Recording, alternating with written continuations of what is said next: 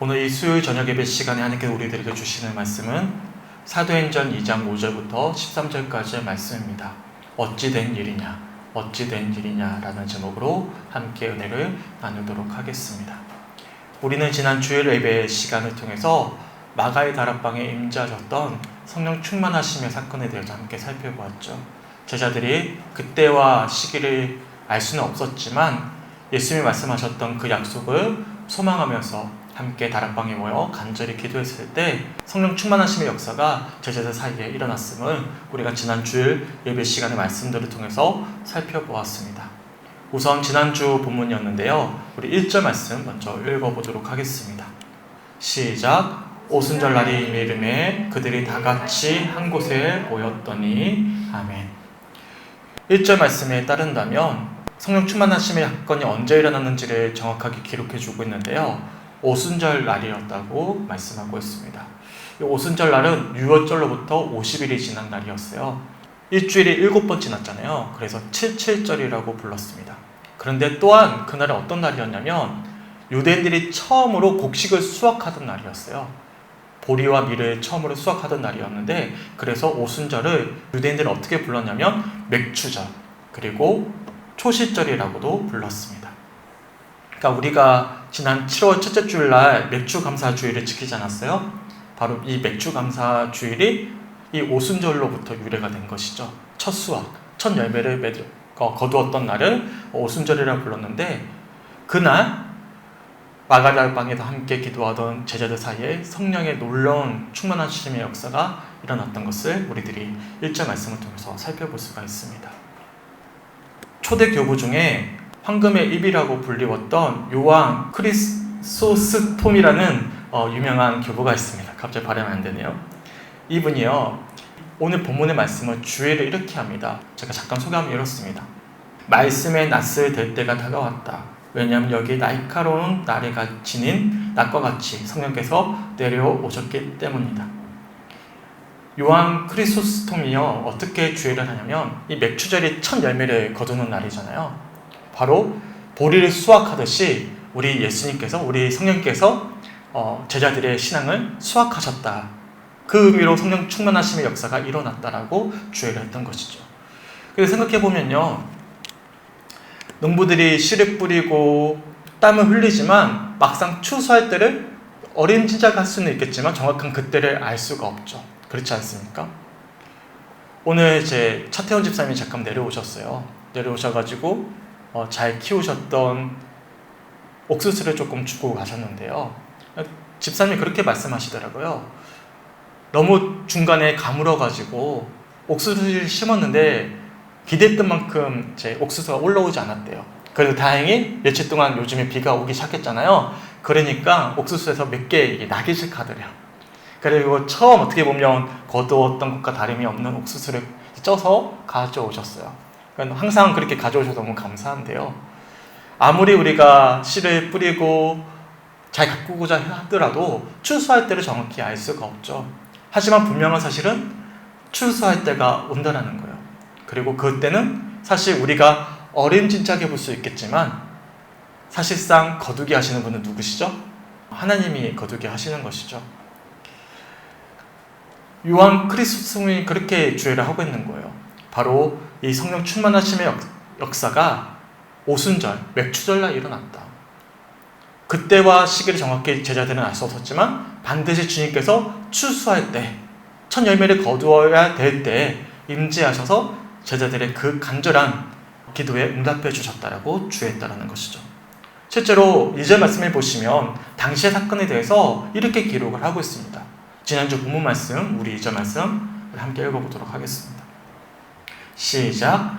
호련히 하늘로부터 급하고 강한 바람 같은 소리가 있어 그들이 앉은 온 집에 가득하며 아멘. 바람처럼 호련히 이 제자들 가운데 가득했음을, 이처럼 성령의 놀라운 은혜가 그 제자들 사이에 가득했음을 우리가 지난 주일 말씀을 통해서 살펴보았습니다. 이 바람이라는 것은 사실 우리가 어떻게 조종할 수 없는 문제죠. 호련히 우리 마음 가운데 찾아올 수 있고 우리 삶 가운데 불어옵니다. 하지만 분명한 사실은 또한 이 바람을 느낄 수가 있어요. 우리가 지난 주일 예배 시간에도 소개해드렸지만 올라온 입구에 이런 문구가 있다라고 말씀드렸잖아요. 사랑은 바람과 같아서 볼 수 없지만 느낄 수 있다. 정말 그렇죠. 사랑은 볼 수 없지만 또한 사랑은 언제 어떻게 우리 마음 가운데 찾아올지 모르겠지만 분명한 사실은 느낄 수 있다는 것입니다. 우리 성령님도 마찬가지예요. 우리 성령님도 우리가 눈으로 볼 수 없고 우리가 마음대로 조종할 수 없겠지만 분명한 사실은 성령님은 바람처럼 불어올 것이고 또한 우리 삶을 통해서 느낄 수 있다는 것입니다. 실제로 제자들 사이에 우리 성령님은 바람처럼 불어왔지만 놀랍게도 불의 혀처럼 그들 가운데 임함을 그들이 다 경험을 하게 됩니다. 온몸으로 느끼게 되는 것이죠. 그런 장면을 지난주 본문 3절과 4절에 이렇게 표현하고 있습니다. 우리 3절과 4절 함께 읽어보도록 하겠습니다. 시작. 마치 불의 혀처럼 갈라지는 것들이 그들에게 보여 각 사람 위에 하나씩 임하여 있다니 그들이 다 성령의 충만함을 받고 성령이 말하게 하심을 따라 다른 언어들로 말하기를 시작하니라. 아멘. 성령께서 호련히 그들 가운데 임하셨어요. 언제 바람이 불어올지 모르는 것처럼 또한 눈에 보이지 않는 것처럼 그 제자들 사이에 바람처럼 성령님이 찾아오셨지만 또한 바람을 온몸으로 느낄 수 있잖아요. 실제로 제자들이 불의 혀처럼 그들 가운데 임하시는 성령님을 온몸으로 느낀 거예요. 더 나아가서 놀라운 성령 충만하심의 어떤 경험들을 하게 되는데 각각 다른 언어들로 말하기를 시작한 것입니다. 근데 우리가 오늘 이 시간 좀 주목해보고자 하는 그런 말씀들이 있어요. 3절 말씀해 보시면 분명히 이 성령의 놀라운 충만하심의 사건이 제자들 모든 무리에 가득히 일어났습니다. 하지만 또한 3절 말씀을 보시면 또 이렇게 표현하고 있어요. 각 사람 위에 하나씩 임하여 있더니 그 공간에 함께 기도하고 있는 제자들 사이에 호련히 바람처럼 임하셨던 성령께서 각 사람 위에 또한 하나씩 임했다라고 표현하고 있습니다. 전혀 다른 표현이죠. 모든 무리에 임하셨지만 또한 어떻게 임하셨다고요? 각각 달리 임하셨다는 거예요. 제가 여러 차례 말씀드리지만 우리 주님은요 인격적인 분이세요. 그래서 우리 모든 무리에도 임하시는 분이시지만 또한 우리 인격 1대1로 만나시는 인격적인 분이시라는 것이죠.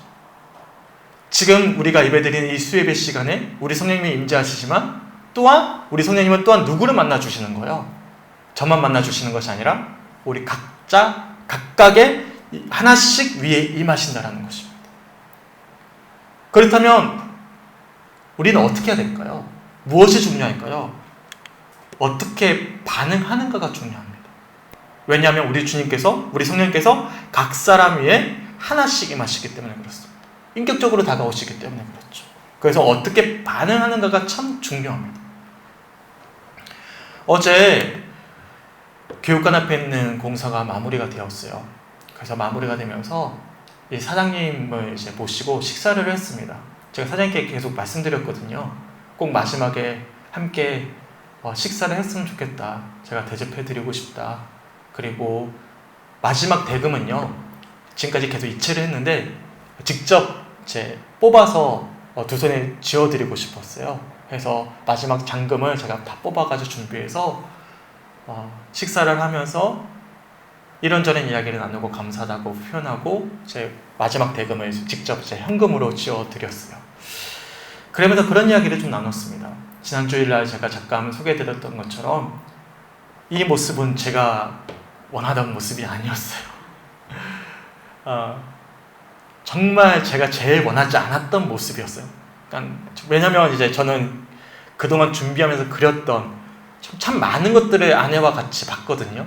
그래서 우리 교회의 전체적인 어떤 풍경에 따른다면 이런 모습이 참 좋겠다라고 이게 꿈꾸고 있었는데 전혀 다른 모습이 되었던 것이죠.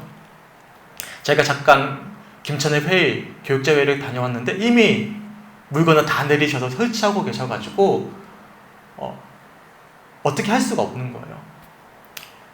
그런데 이제 아내가 퇴근하는 길에 아내에게도 이야기했더니 아내도 똑같은 마음이어서 그 순간 사장님께 말씀을 드렸죠. 사장님, 이거 우리가 원하는 게 아닙니다. 이거 다시 가져가 주셨으면 좋겠습니다. 처음에 그렇게 이야기를 했어요. 그런데 제가 그 마음을 고쳐먹고는 괜찮아요. 제가 원하는 모습은 아니지만 그렇게 설치했으면 좋겠습니다라고 그렇게 말씀을 드렸어요. 근데 곰곰이 돌아보니까 사실 불편하지 않았거든요. 그러니까 이걸 처음 보는 순간에는 굉장히 불편했는데 돌려보낼 때는 사실 저 개인적으로는 그렇게 불편하지 않았어요. 왜 그럴 수 있었을까를 돌아봤습니다. 그리고 사장님께 그런 말씀을 드렸어요. 누구나 다 실수를 할 수 있다. 사실 실수하지 않는 사람 있습니까? 이것도 사실 어떻게 보면 서로의 실수거든요. 왜냐면 저는 분명히 전달을 했지만 사장님은 제대로 잘 못 들으신 거고, 또 사장님 입장에서는 뭐죠? 제가 제대로 전달하지 못한 것처럼 들릴 수도 있는 것이죠. 근데 제가 왜 불편하지 않았을까? 왜 그냥 하겠다라고 결정했을까? 곰곰이 제가 되돌아보았더니 이 사장님의 반응 때문이었습니다.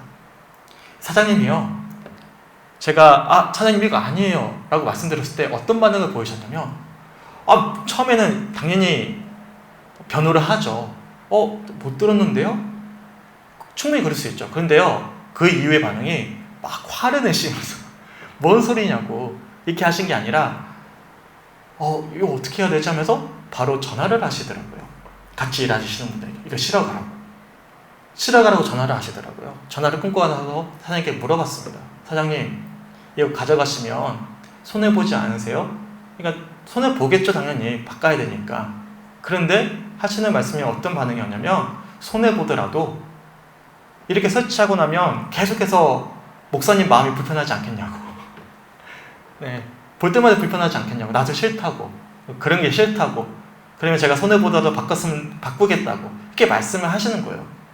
그 순간에 제가요, 처음부터 그렇게 말씀하지 않았어도 이렇게 했을 거예요.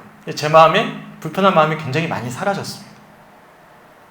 그러면서 무슨 말씀을 드렸냐면, 사장님의 반응이 제게 한 부분 굉장히 감동이 됐던 부분이 있다. 그래서 아름답게 잘 마무리가 된 것 같다라고 이렇게 서로 대화를 좀 나누게 되었습니다. 무슨 말씀이냐면, 누구나 다 실수할 수 있죠.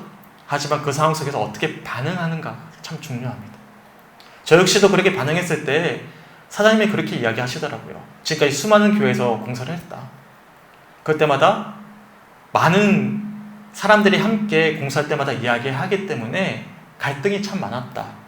그런데 이번 이제 우리 교회 공사를 통해서 자신 역시도 감동이 됐던 부분들이 있다라고 정직하게 이제 이야기를 해주시면서, 여하튼 제가 원하던 모습이든 아니든 공사는 아름답게 마무리가 됐습니다. 제가 잠깐 왜 이런 말씀을 드리냐면, 반응이죠. 그 상황 속에서 우리가 어떻게 반응하는가에 따라서 그 결과는 달라질 수가 있어요. 그렇지 않습니까? 근데 신앙도 마찬가지라는 거예요. 신앙도요, 어떻게 반응하는가가 참 중요합니다. 왜냐하면 우리가 예배하는 이 순간에 성령님은 우리 모두에게 임재하시겠지만, 또한 3절 말씀처럼 각 사람 위에 하나씩 임하시기 때문에 그렇습니다. 우리 각자가 어떻게 이 성령의 성령의 임재를 반응하는가에 따라서 우리의 신앙의 모습이 완벽하게 달라질 수 있다는 거예요. 그래서 신앙 역시도요, 저는 반응이 참 중요하다고 생각해요. 어떻게 반응하는가. 이 예배 시간도 마찬가지죠. 주님은 저뿐만 아니라 우리 모두에게 지금 함께 하시고 말씀을 통해서 임재하시는데요, 우리가 어떻게 반응하는가가 참 중요하다는 것입니다. 그리고 이런 모습들이요, 오늘 본문 말씀에도 계속 이어집니다. 우선 본문 5절 말씀 함께 읽어보도록 하겠습니다. 시작. 그때 경건한 유대인들이 천하 각국으로부터 와서 예루살렘에 머물러 있더니. 아멘. 지금 이 사건이 일어나는 시점이 언제죠? 오순절이잖아요. 유대인의 3대 절기였어요. 우리도 설날이나 추석 되면 각각 고향으로 돌아가잖아요. 당시 유대인들도요, 6월절하고 오순절날 다 예루살렘 성전으로 모여들었습니다. 그러다 보니까 경건한 유대인들, 하나님을 믿는 유대인들이 천하 각국으로부터 예루살렘에 다 모여 있었어요. 그래서 이어지는 9절부터 11절의 본문의 말씀을 보시면 이렇게 각 지역에서 모인 사람들에 대해서 구체적으로 이야기해주고 있어요. 제가 9절부터 11절까지 말씀 한번 읽어드릴게요. 우리는 바데인과 메데인과 엘람인과 또 메소보다미아, 유대와 갑바도기아, 본도와 아시아, 부르기아와 밤빌리아, 애국가 및 구리네에 가까운 리비아, 여러 지방에 사는 사람들과 로마로부터 온 나그네 곧 유대인과 유대교에 들어온 사람들과 그리대인과 아라비아인들이라. 우리가 다 우리의 각 언어로 하나님의 큰일의 말함을 듣는도다 하고 아멘. 제가 세보니까 17개 지역입니다. 예루살렘으로 동서남북 다 포함되어 있는 지역이에요. 이 많은 사람들이요, 무엇을 목격했냐면 바로 마가의 다락방에서 성령 충만하심의 역사를 경험하고 각각 다른 언어로 방언을 하고 있는 그 제자들의 모습을 목격한 거예요. 이런 장면을 오늘 본문 6절부터 8절에 자세히 기록하고 있는데요. 우리 6절부터 8절까지 말씀 함께 읽어보도록 하겠습니다. 시작. 이 소리가 나매 큰 무리가 모여 각각 자기의 방언으로 제자들이 말하는 것을 듣고 소동하여 다 놀라 신기하게 여겨 이르되, 보라, 이 말하는 사람들이 다 갈릴리 사람이 아니냐? 우리가 우리 각 사람이 난 곳 방언으로 듣게 된 것이 어찌 됨이냐? 아멘. 이 제자들은 대부분 갈릴리 출신의 사람들이었어요. 성경학자들은 갈릴리 특유의 사투리가 있었대요. 우리도 그렇잖아요. 저도 사실 아직도 우리 성도님들의 이야기 한 70%만 알아듣고 30%를 못 알아들어요. 특유의 그 사투리의 그 방언을 제가 다 못 알아들어요. 특별히 우리 차태원 집사님이나 우리 김복순 집사님처럼 좀 연세가 많으신 분은 제가 50%를 못 알아들어요. 그렇구나. 그런 뜻이구나. 때려잡아요. 그냥 의미를. 그러니까 티가 나는 거죠. 갈릴리 사람들, 이 제자들도 마찬가지였어요. 더군다나 이 갈릴리 지역은 낙후된 지역이었습니다. 그러니까 지식인들이 모여 사는 지역이 아니었어요. 당연히 다양한 외국어를 배울 기회도 없고요, 할 수도 없는 사람들이었죠. 그런데 17개의 지역이나 되는 많은 사람들이 모였는데 각기 다른 언어로 이야기하는 걸 다 알아듣고 있는 것이죠. 얼마나 놀라워요. 근데 이 놀라운 사건을 한 명만 들은 게 아니에요. 각각 다른 이 17개 지역 사람들이 다 들은 거예요. 그러면 무엇이 중요할까요? 듣는 게 중요한 것이 아니라 제가 앞에서도 말씀드렸죠. 어떻게 반응하는가가 중요하다고. 11절부터 13절까지 말씀 우리 함께 읽어보도록 하겠습니다. 시작. 다 놀라며 당황하여 서로 이르되 이 어찌 된 일이냐 하며 또 어떤 일은 조용하여 이르되 그들이 새 술에 취하였다 하더라. 아멘. 12절과 13절에 각기 다른 반응을 보입니다. 12절에는 놀라고 당황한 것은 똑같은데요, 서로 이르되 어찌 된 일이냐, 경외심을 표현하는 것이죠. 반면에 13절은 어떻게 표현하고 있죠? 조롱하는 거예요. 술 취한 것처럼 여겼다라고 표현하고 있는 것이죠. 저는 이 말씀을 묵상하면서 이 표현이 가장 마음에 와닿았습니다. 어찌 된 일이냐. 이것이 참 중요하구나. 신앙에 있어서 반응이 참 중요하구나. 어떻게 반응하는가. 제가 이틀 동안 이번 주에 이 책을 좀 보았어요. 교회를 떠나는 사람들이라는 책이었습니다. 이 책은요, 코로나19 이후로 참 많은 성도들이 교회를 떠났거든요. 그 중에서 8명의 사람들을 만나서 이 이혜성이라는 작가가 실제로 만나서 인터뷰를 했던 내용을 실었던 책이었어요. 그러니까 이혜성이라는 분이 쓴 책이 아니라 이분이 인터뷰어가 되어서 각각 8명의 사람들을 만나서 인터뷰를 한 것이죠. 왜 교회를 떠났는가, 그 이유를 들었던 책이었어요. 궁금해서 사서 읽어보았습니다. 여기에는 목사님도 있었어요. 서울에서 나름대로 규모 있는 교회에서 담임 목회를 하는 사람도 있었고요, 사모님도 있었고요, 신실했던 교회 성도도 있었고요. 참 많은 사람들이 있었어요. 8명 다 이유가 있어요. 교회를 떠났던 이유가 있어요. 제가 이 시간에 다 말씀드릴 수 없겠지만 다양한 상처도 있었고, 신앙에 대한 회의감도 있었고, 코로나19 이후로 식어졌던 신앙의 어떤 열정도 있었고, 각기 이유가 없는 사람 아무도 없어요. 다 이유가 있어요. 그런데요, 이 책 제일 마지막에 이 인터뷰를 다 마친 이 인터뷰어 이혜성 작가가 이런 고백을 남깁니다. 간단한 문장 한 문장인데 제가 한번 읽어드릴게요. 그래서 어쩌란 말이냐. 이 인터뷰를 읽고 나면 아마 이런 반응이 자연스럽게 나올 것입니다. 우린 이제 어쩌면 좋을까? 중요한 것은요, 사실 여기 나오는 인터뷰어들의 고민과 갈등과 회의감은요, 사실 공감이 됐어요. 왜냐하면 저도 똑같이 경험했던 일들이었어요.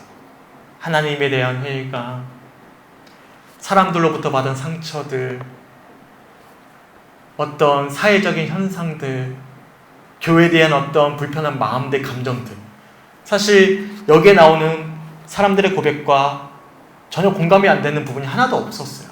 근데 중요한 것은요, 이거예요. 그래서 어쩌란 말이냐. 마지막 반응을 우리들에게 질문을 던지고 있는 이 인터뷰어의 마지막 글이 사실은 제게 가장 큰 도전이 됐어요. 어쩌란 말이냐. 그리고 오늘 본문 말씀과 연결이 되더라고요. 오늘 제목이 뭐라고요? 어찌 된 일이냐. 어떻게 반응해야 되는가라는 문제이죠. 제자들은 어떻게 반응했습니까? 그때와 시기를 알 수 없었지만, 또한 제가 여러 차례 사도행전 말씀을 시작하면서 소개해드렸잖아요. 지금 제자들이 머물고 있는 이 예루살렘이라는 장소는요, 실패의 경험이 있는 곳, 상처가 있는 곳, 더 나아가서 원수들이 득실득실한 곳이라고 말씀드렸잖아요.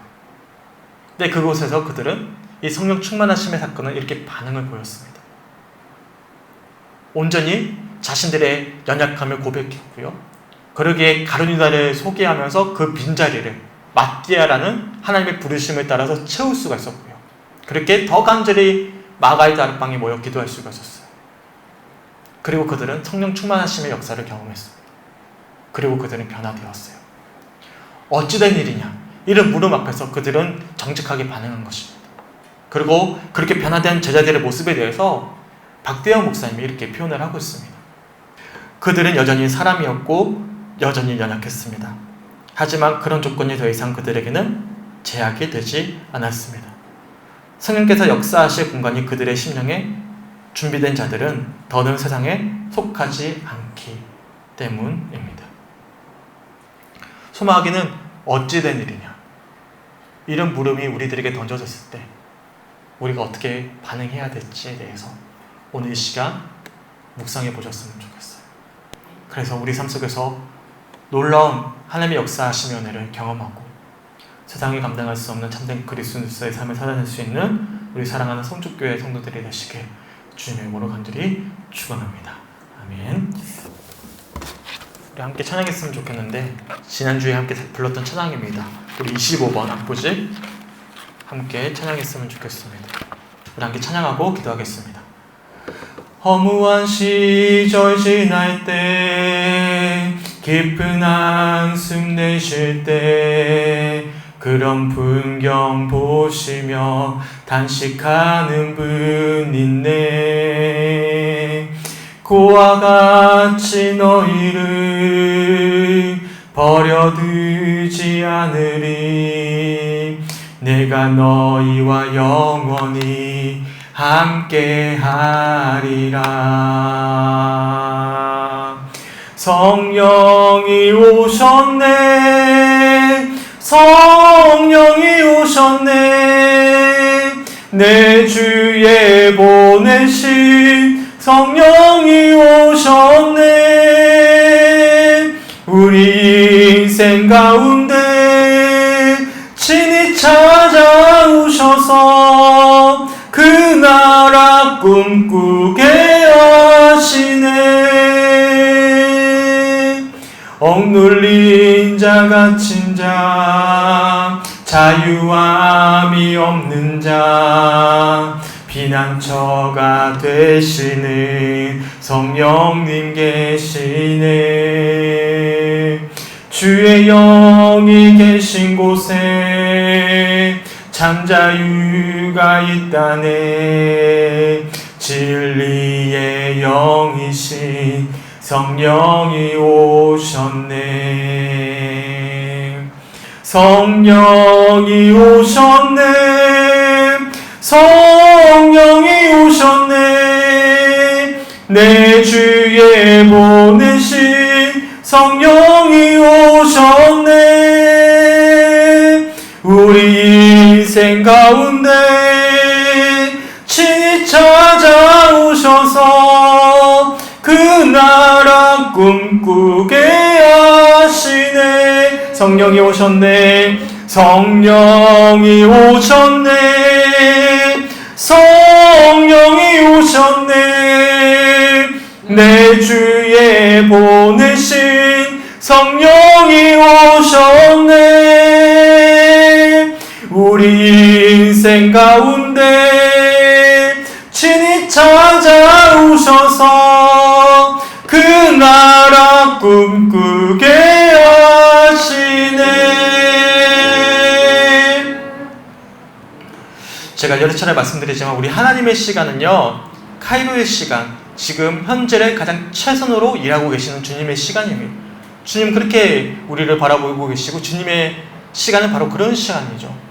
제가 왜 그런 말씀을 드리냐면, 지나왔던 과거도 참 중요하지만 우리 주님은 지금 뭘 보고 계시냐면 우리 과거의 죄된 모습을 보시는 것이 아니라 우리가 지금 어떻게 반응하는가를 보고 계신다는 거예요.